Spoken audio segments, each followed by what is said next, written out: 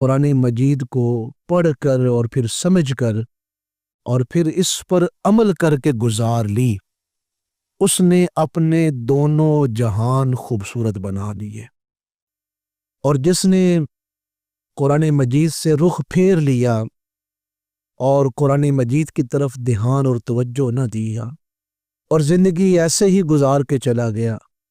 جسے قرآن کریم نے بیان بھی فرمایا، من اعرض عن ذکری فإن له معیشة ضنکا وَنَحْشُرُهُ يَوْمَ الْقِيَامَةِ أَعْمَى۔ سورۃ طٰہٰ میں اللہ نے یہ ارشاد فرمایا، جس نے قرآن کریم سے منہ پھیر لیا، ہم نے دنیا کی زندگی بھی اس کے لیے تنگ کر دی، اور وہ قیامت میں بھی اس حال میں اٹھے گا کہ اس کی آنکھیں روشن نہیں ہوں گی۔ مطلب یہ ہے کہ وہ میدان محشر میں بھی دھکے کھاتا ہوا میدان محشر میں پھر رہا ہوگا۔ مقصد اور مفہوم یہ ہے کہ جس نے دنیا میں قرآن کریم سے منہ پھیر لیا،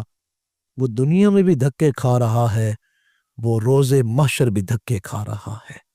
قرآن کریم ایک بہترین ضابطہ حیات ہے،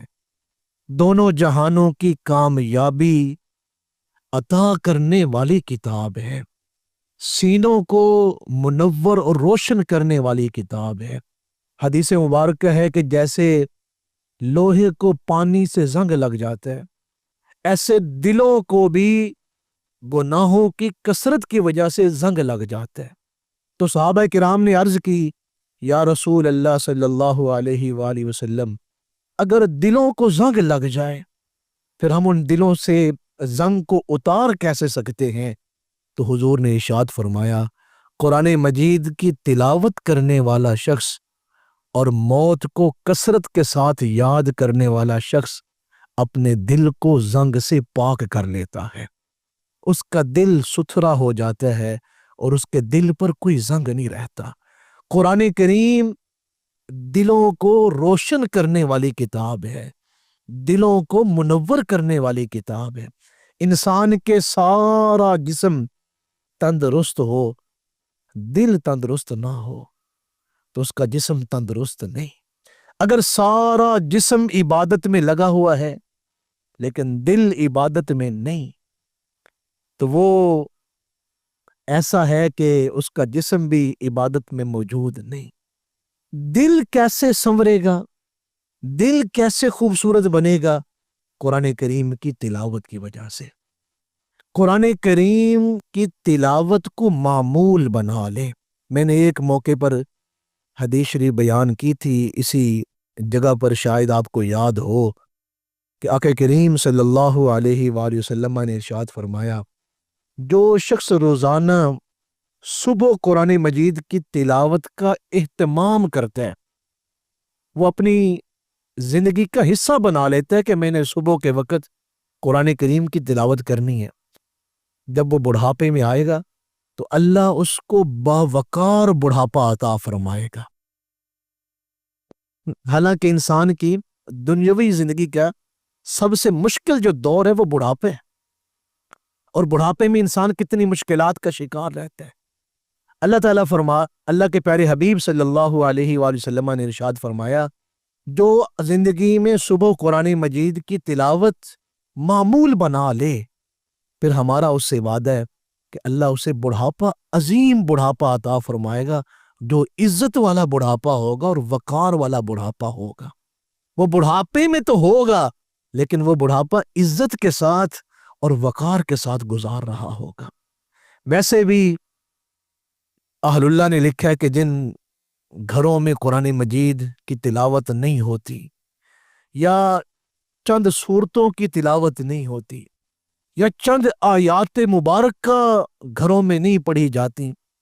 وہ جو گھر ہیں وہ تو ویران ہیں، وہ تو بنجر زمین کی مانند ہیں۔ پھر اہل اللہ نے لکھا ہے، وہ سینے جن سینوں میں قرآن مجید موجود نہیں، یا قرآن مجید کی چند سورتیں موجود نہیں، یا قرآن کریم جو ہے وہ چند آیات مبارکہ ان دلوں میں محفوظ نہیں، سینوں میں محفوظ نہیں، وہ سینے بھی ویران ہیں اور بنجر زمین کی مانند ہیں۔ اس لیے وقت کے ساتھ ساتھ، مصروفیت کے ساتھ ساتھ ہماری اکثریت قرآن مجید کی تلاوت سے دور ہو گئی، قرآن مجید کے فیض سے ہم دور ہو گئے، اور قرآن مجید کی نورانیت سے ہم محروم کر دیے گئے، اور پھر ہم الجھنوں کا اور پریشانیوں کا شکار ہو گئے۔ اگر آپ کبھی تاریخ اسلام کا مطالعہ کریں، صحابہ کرام کی جو اکثریت ہے وہ قرآن کریم کو سننے کی وجہ سے یا قرآن کریم کو پڑھنے کی وجہ سے مسلمان ہوئے ہیں۔ زیادہ صحابہ کرام جو ایمان لائے، جو صحابی رسول بنے، اگر ان کے اسلام لانے کے واقعات آپ پڑھ کے دیکھیں، اس کے پیچھے قرآن مجید کا فیض ہے۔ قرآن مجید جب سے نازل ہوا ہے تب سے اور قیامت تک قرآن مجید تو فیض بانٹ رہا ہے، لیکن فیض ملے گا اسی کو جو فیض لینے کی طلب کرے گا اور قرآن مجید سے تعلق بنائے گا۔ ہجرت سے پہلے میرے اور آپ کے آقا کریم صلی اللہ علیہ وآلہ وسلم نے جب مدینہ منورہ کی طرف ہجرت فرمانی تھی، ہجرت سے پہلے مسلمانوں کی جو تعداد ہے وہ 300 کے قریب ہے۔ پھر ہجرت کے بعد صلح حدیبیہ کا جو مشہور واقعہ ہے، اس وقت ٹوٹل مسلمانوں کی جو تعداد ہے وہ 1400 کے قریب تھی، لیکن صلح حدیبیہ کے 4 سال بعد مسلمانوں کی تعداد 1,24,000 کو پہنچ چکی تھی۔ 4 سالوں میں یہ قرآن کریم کا فیض تھا اور صاحب قرآن کا فیض تھا کہ 4 سال پہلے مسلمانوں کی تعداد صرف 1400 ہے۔ 1400 کو انگلیوں پر گنا جا سکتا ہے، لیکن 4 سال میں قرآن کریم نے ایسی رحمتیں برسائی ہیں، ایسا فیض بانٹا ہے قرآن مجید نے کہ 4 سال گزرنے کے بعد مسلمانوں کی تعداد 1,24,000 کو پہنچ چکی تھی۔ آقا کریم علیہ الصلاۃ والسلام کی ظاہری حیات مبارکہ کے بعد، حضور کے تہ مزار شریف تشریف لے جانے کے بعد قرآن مجید کا فیض ختم نہیں ہوا۔ قرآن کریم تو آج بھی فیض بانٹ رہا ہے، اور دنیا میں لوگ قرآن مجید کو پڑھ کر اور سن کر مسلمان ہو رہے ہیں۔ یورپ میں سب سے زیادہ جو اسلام پھیل رہا ہے اور لوگ مسلمان ہو رہے ہیں، ان مسلمانوں کی 9 مسلم جو مسلمان ہیں ان کی ہسٹریاں پڑھ کے دیکھیں کہ وہ اسلام قبول کر رہے ہیں، تو پیچھے وجہ کیا ہے؟ وہ قرآن مجید کی تلاوت ہے۔ کہ مسلمانوں کو خبر ہی نہیں کہ ہمارے پاس کتنا بڑا خزانہ موجود ہے، اور ہم قرآن مجید سے منہ پھیرے ہوئے ہیں اور قرآن کریم کی برکتوں سے اور رحمتوں سے محروم ہیں۔ لندن میں ان کا جو قومی اخبار ہے لندن ٹائمز کے نام سے، اس کے اندر میں نے پڑھا 1974 میں اسکاٹ لینڈ کی ایک خاتون نے، اسے قرآن کریم کے چند ورقے ملے کسی جگہ سے، پورا قرآن مجید وہ نہ پڑھ سکی۔ یہ لندن ٹائمز کے اندر انہوں نے 1974 میں اس خاتون کے بارے میں لکھا جس نے جو ہے وہ اپنا نام اسلام قبول کرنے کے بعد نوریہ رکھا۔ اس خاتون نے بیان کیا کہ مجھے قرآن کریم کے چند ورقے ملے تھے، لیکن میں نے جب ان چند ورقوں کو پڑھا، ان چند ورقوں نے میری دنیا بدل کے رکھ دی اور میں نے اسلام قبول کر لیا۔ جس خاتون نے قرآن کریم کے چند ورقے پڑھے ہیں اور اسلام قبول کر لیا ہے، اور اس نے اپنی دنیا اور آخرت قرآن کریم کے چند ورقے پڑھ کر ہی جو ہے وہ اپنی دنیا کو بھی سنوار لیا ہے اور اپنی آخرت کو بھی سنوار لیا ہے، اور وہ مسلمان ہوئی ہے۔ ایک لمحے کے لیے غور تو کرے، جن کو صرف قرآن کریم کے چند ورقے میسر آئے وہ تو اپنے دونوں جہانوں کو سنوار گئے، لیکن جس قوم کے پاس جو ہے مکمل 30 پاروں والا قرآن مجید موجود ہے، وہ جگہ جگہ بھٹک رہی ہے اور ذلت اور رسوائی کا شکار ہو رہی ہے۔ اقبال نے بھی کہا تھا کہ وہ معزز تھے زمانے میں مسلمان ہو کر، اور ہم خوار ہوئے تارک قرآن ہو کر، کہ ہم ذلیل اس لیے ہو رہے ہیں کہ ہم نے قرآن مجید کو چھوڑ دیا ہے۔ اور اقبال رحمۃ اللہ علیہ کا ایک فکری پیغام بھی ہے، وہ فرماتے ہیں قرآن کریم کو یوں نہ دیکھا جائے کہ جیسے دنیا کی کتابیں ہیں کہ ان کے اوپر بھی جو ہے وہ ورق ہیں اور لکھائی ہوئی ہے، اور میں قرآن کریم کو ظاہری طور پہ نہ دیکھیں کہ یہ دکھنے میں کتاب کی طرح ایک کتاب ہے۔ فرماتے ہیں قرآن کریم کے نور کو دیکھیں، اس کی روحانیت کو دیکھیں، اور قرآن کریم کی حقیقت کو جانیں۔ جس دن آپ قرآن کریم کو حقیقت کی طرف آ کر دیکھیں گے، آپ اپنے دونوں جہانوں کو سنوار لیں گے، دونوں جہانوں کو خوبصورت کر لیں۔ جیسے میں نے کہا کہ اسکاٹ لینڈ کی ایک خاتون کو صرف چند اوراق میسر آئے قرآن مجید کے، وہ مسلمان بھی ہو گئیں اور اس نے اپنے دونوں جہان بھی سنوار لیے۔ اسی طرح قریب زمانے میں جو بڑا مشہور ایک نیوز ہے، بی بی سی نیوز، آپ اکثر سنتے ہیں، اس کے جو ڈائریکٹر جنرل تھے، اس کے بیٹے نے اسلام قبول کیا قریب زمانے میں۔ ڈاکٹر یحییٰ بٹ کے نام سے اس کا نام ہے، آپ نیٹ کے اوپر اس کے ٹوٹلی کہ میں نے اسلام کیسے قبول کیا، اس کے وہ سارے بیانات موجود ہیں۔ اس نے کہا میں نے دیکھا ہے کہ یورپ میں صرف 9/11 کے بعد، یعنی کہ 8-10 سال کے اندر اندر 14,000 یورپ کے لوگوں نے اسلام قبول کیا ہے، اور وہ کہتے ہیں یہ 14,000 ان لوگوں کی اکثریت ہے، جو اکثریت ان لوگوں کی ہے ان 14,000 میں جو اعلیٰ عہدوں پر اور اعلیٰ تعلیم یافتہ جو لوگ تھے، یہ وہ لوگ تھے جنہوں نے اسلام قبول کیا۔ اور پھر اس نے کہا یورپ میں کتنے لوگ ایسے ہیں کہ وہاں کے ماحول کی وجہ سے اور وہاں کے خوف کی وجہ سے وہ اپنے، حالانکہ وہ مسلمان ہو چکے ہیں ہزاروں کی تعداد میں، لیکن وہ اپنے اسلام کا اظہار خوف کی وجہ سے نہیں کر رہے۔ وہ چند سالوں کے بعد، یہ پچھلے دنوں آپ اخبار اور ٹیلی ویژنوں پہ دیکھتے ہیں، مختلف لوگ جو مشہور لوگ ہیں وہ اسلام قبول کرتے ہیں اور پھر اس کا اظہار کرتے ہیں کہ میں نے اسلام قبول تو 5 سال پہلے کر لیا تھا، اس کا اظہار آج کر رہا ہوں، اس کا اعلان آج کر رہا ہوں۔ تو یہ بی بی سی نیوز کے جو ڈائریکٹر جنرل کے بیٹے تھے، ڈاکٹر یحییٰ بٹ جو ان کا موجودہ نام ہے، انہوں نے کہا میں نے جو اسلام قبول کیا ہے نا، وہ قرآن مجید کو پڑھنے کی وجہ سے اسلام قبول کیا ہے۔ میرے اندھیرے سینے کو اگر روشن کیا ہے تو وہ قرآن کریم نے کیا ہے۔ اسی طرح ایک خاتون ہے، ان کا نام تھا مارسیا، یہ امریکی خاتون تھی، تو یہ پھر پاکستان میں آئیں اور وزیر آباد میں، یہ ہمارے پڑوس میں وزیر آباد ہے، ہمارے قریب ہی ہے، یہاں پروفیسر محمد علوی سے اس خاتون نے شادی بھی کی ہے، اور پھر اس نے اپنا نام مجاہدہ رکھا۔ ذرا دھیان سے سنیے گا، یہ خاتون امریکی تھیں اور یہ فلسفہ میں امریکہ میں ایم اے کر چکی تھیں، فلسفہ میں ایم اے کر چکی تھی امریکہ میں۔ پھر یہ اسپین میں آ گئیں اور اسپین کی یونیورسٹی میں پڑھنے لگیں۔ تو انہوں نے جب اپنا اسلام لانے کا واقعہ لکھا تو کہتی ہیں کہ جب میں اسپین کے ہاسٹل میں تھی، کالج کے، یونیورسٹی کے جو ہاسٹل میں جب میں تھی، تو رات کو سوئے ہوئے مجھے نیند نہیں آ رہی، تو اس وقت یہ ریڈیو وغیرہ تھے، یہ اتنا جدت والا جو موجودہ زمانہ یہ نہیں تھا، تو میں ریڈیو سن رہی تھی، اس کے چینل بدل رہی تھی۔ جو لوگ اسپین گئے ہیں یا جانتے ہیں ان کے علم میں ہوگا کہ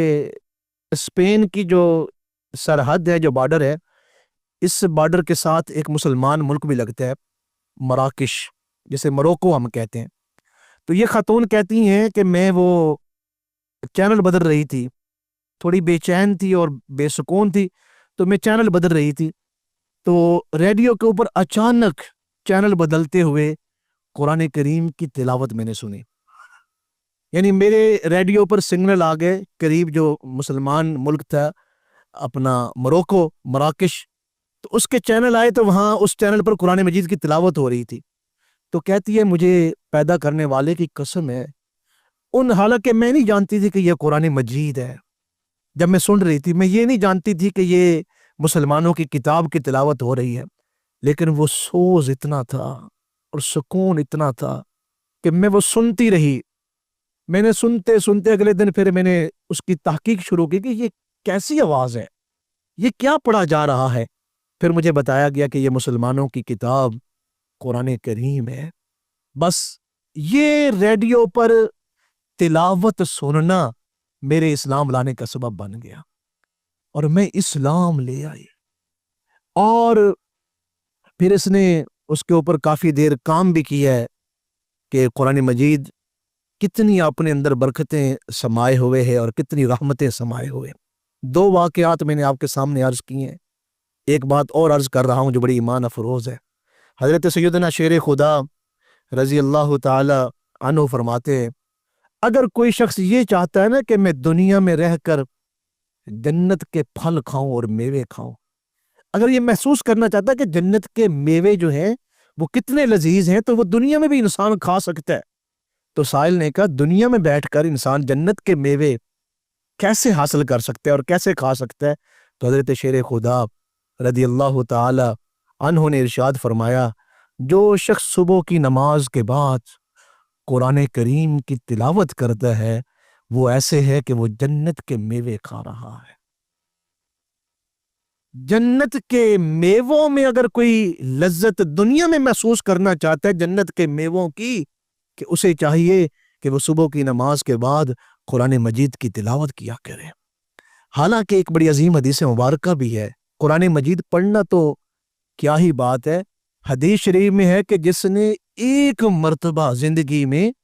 صرف ایک مرتبہ قرآن کریم کی ایک آیت محبت سے سنی۔ ہمارے ہاں بعض وقت تلاوتیں ہو رہی ہوتی ہیں نا، تو کئی لوگ محبت سے اور شوق سے قرآن سنتے ہیں، ان کے لیے عرض کر رہا ہوں، حدیث مبارک ہے کہ جس انسان نے زندگی میں ایک مرتبہ صرف ایک آیت مبارکہ قرآن کریم کی محبت سے سنی، اس عمل کی وجہ سے اللہ تعالیٰ اس کی قبر کو روشن فرما دے گا۔ جب قرآن کریم کی ایک آیت کو محبت سے سننے پر یہ اجر ہے تو پھر قرآن مجید کو پڑھنے پر کیا اجر ملتا ہوگا۔ 1985 میں ہمارا وطن عزیز 1947 میں بنا ہے، تو یہ قریب زمانے کی بات آپ کو سنانے لگا۔ 1985 میں یہ جو ہمارا پڑوسی ملک ہے افغانستان، یہاں جو طالبان اور مجاہدین تھے یہ لڑ رہے تھے، اس وقت سپر طاقت تھا روس کے خلاف جہاد ہو رہا تھا اور یہ لڑ رہے تھے۔ تو مسلمانوں کا ایک وفد پاکستان سے اور افغانستان سے اس مسئلے کے اوپر، افغانستان اور روس کے مسئلے کے اوپر امریکہ میں گیا۔ وہاں امریکہ کی مقتدر جو شخصیات تھیں وہ بھی وہاں پر موجود تھیں، جس میں یہودی بھی تھے اور عیسائی بھی تھے۔ افغانستان اور پاکستان سے علماء کا اور مجاہدین کا وفد بھی گیا۔ جب ایک حال میں پورے مجمع نے بیٹھنا تھا اس کے اوپر کہ افغانستان کا حل کیا نکالا جائے، تو یہودی بھی تھے، عیسائی بھی تھے اور مسلمان بھی تھے۔ تو مسلمانوں میں سے ایک عالم دین نے کہا کہ چونکہ ہم اپنے اجلاس کا آغاز جب بھی کرتے ہیں تو قرآن مجید کی تلاوت سے کرتے ہیں، لہذا چونکہ یہ بھی اجلاس ہے اور ایک اسلامی ملک کے بارے میں اجلاس ہو رہا ہے، تو ہم اس اجلاس کا آغاز قرآن مجید کی تلاوت سے کرنا چاہیں گے۔ تو اس اجلاس کی جو صدارت کر رہے تھے امریکی، اس نے کہا ہمیں کوئی اعتراض نہیں، آپ تلاوت سے اپنے اجلاس کا آغاز کر لیں، ہمیں کوئی اعتراض نہیں۔ تو اس وفد میں ایک قرآن مجید کو خوبصورت پڑھنے والے قاری بھی موجود تھے، تو انہوں نے جب تلاوت کی نا قرآن مجید کی، تو اس حال میں جس کے اندر کئی 100 لوگ بیٹھے ہوئے تھے،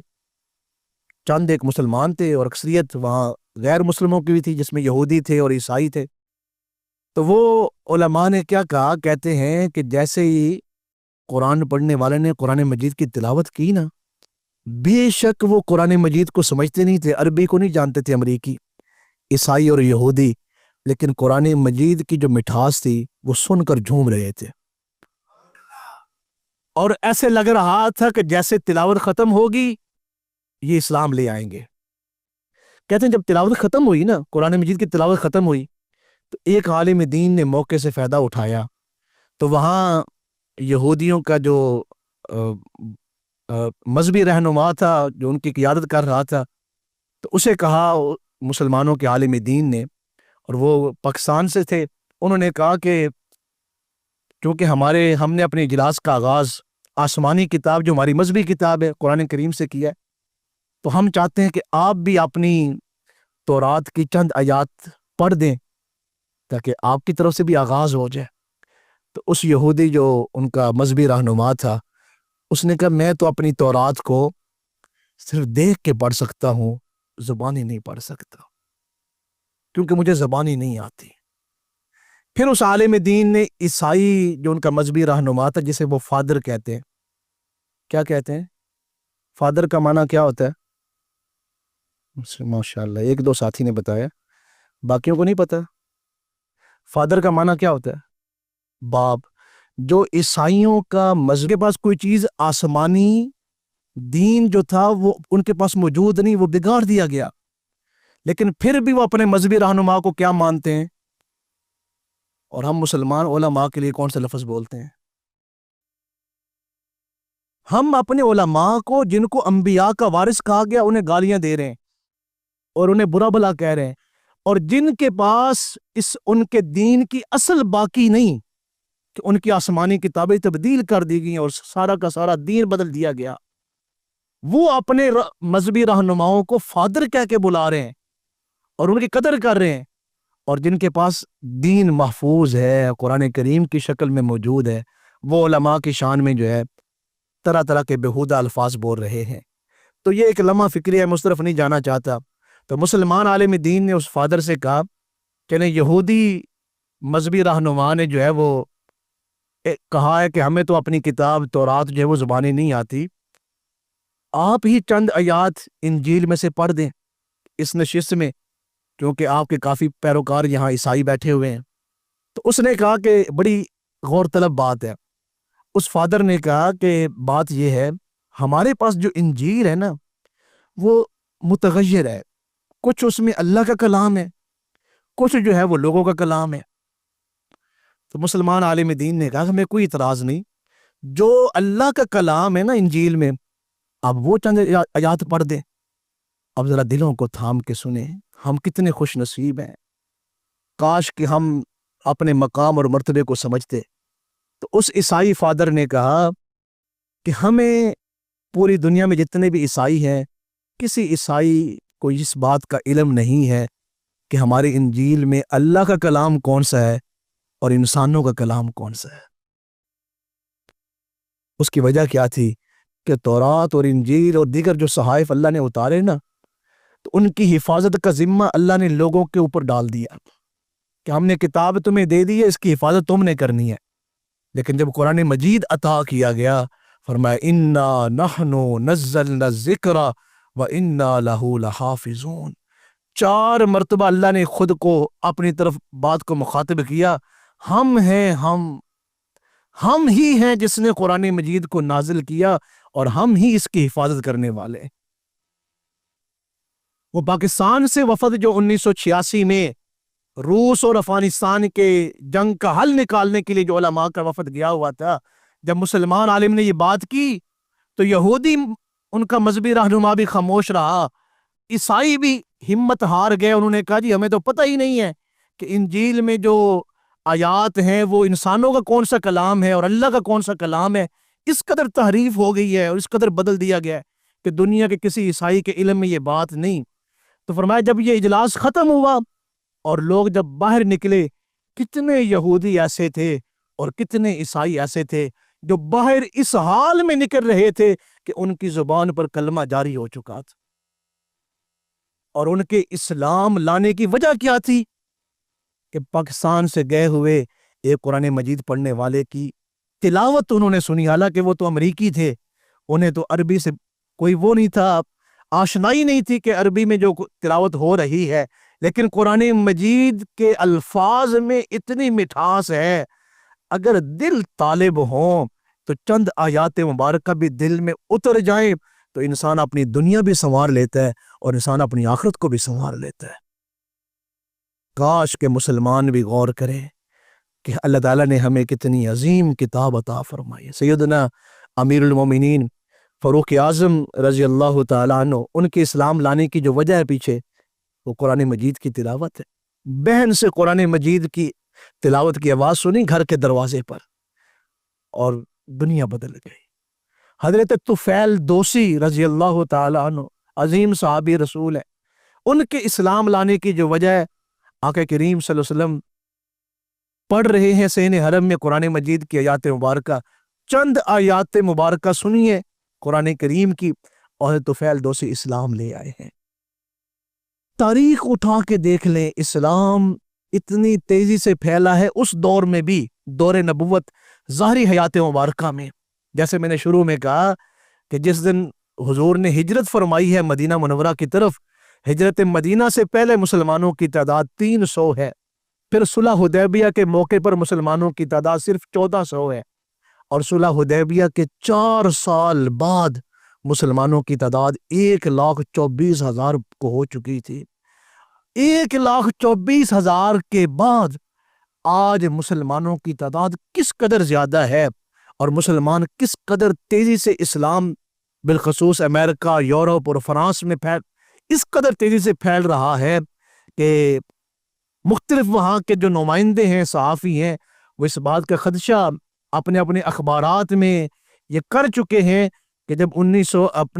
2070 کی دہائی جب آئے گی، 2070 میں دنیا میں سب سے بڑا جو مذہب ہوگا پوری دنیا میں، ہندوستان بھی اور سارا یورپ بھی اور امریکہ بھی، دنیا میں سب سے بڑا جو مذہب ہوگا وہ اسلام کا مذہب ہوگا۔ اس قدر جو اسلام پھیل رہا ہے اور جو لوگ اسلام کی طرف آ رہے ہیں، کس چیز سے متاثر ہو رہے ہیں؟ قرآن کریم سے۔ ان کی اکثریت 80% جو لوگ اسلام لا رہے ہیں وہ قرآن کریم کو پڑھ کر یا سن کر اسلام لا رہے ہیں۔ لیکن ہم کہاں جا رہے ہیں جن کو اللہ تعالیٰ نے یہ کتاب عطا کی تھی؟ ایک دعا قرآن مجید میں ہمیں سکھائی گئی ہے، ربنا هب لنا من ازواجنا ومن ذریاتنا قرۃ اعین واجعلنا للمتقین اماما، کہ اللہ ہمیں ہمارے گھر والوں سے اور ہماری اولادوں سے ہمیں سکون پہنچا دے، ہماری آنکھوں کو ٹھنڈک پہنچا دے۔ یہ ایک بہترین دعا ہے قرآن کریم میں، اس میں ہے وجعلنا للمتقین اماما، اور ہماری اولادوں کو متقین کا امام بنا دے۔ متقی لوگوں کا امام انسان کب بنتا ہے؟ جب انسان قرآن مجید کو پڑھتا ہے۔ اگر کبھی مشاہدہ کرنا ہو نا، وہ خوش نصیب لوگ جن کے بچے قرآن مجید کو نماز تراویح میں پڑھاتے ہیں نا، سناتے ہیں، وہ والد کبھی غور کرے کہ اس کا بیٹا مصلی پر کھڑا ہے اور نماز تراویح میں قرآن پڑھ رہا ہے، لیکن اس کے پیچھے جو لوگ کھڑے ہوئے ہیں، کتنے ایسے ہیں جو تہجد گزار اس کے پیچھے کھڑے ہیں، کتنے ایسے ہیں جو متقین اس کے پیچھے کھڑے ہوئے ہیں۔ متقین کا اور تہجد گزار لوگوں کا یہ بچہ امام کیسے بن گیا؟ قرآن کریم پڑھنے کی وجہ سے۔ اس لیے خود کو بھی اور اولادوں کو بھی قرآن مجید کی طرف راغب کریں، خود قرآن شریف پڑھیں،